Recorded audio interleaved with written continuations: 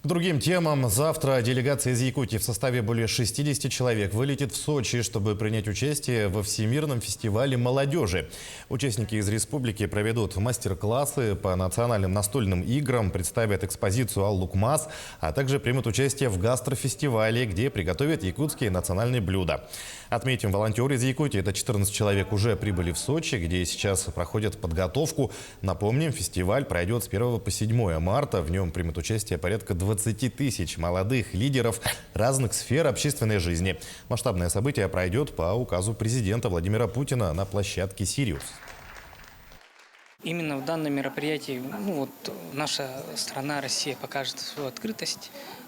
Наши ребята, наши активисты, наши общественники, они тоже покажут свою республику, представят только с лучшей стороны на весь мир. Мы на это, по крайней мере, надеемся, мы уверены в этом и думаем, что мы во всех тех площадках, в которых будем принимать участие, конечно же, будем показывать это только с лучшей стороны.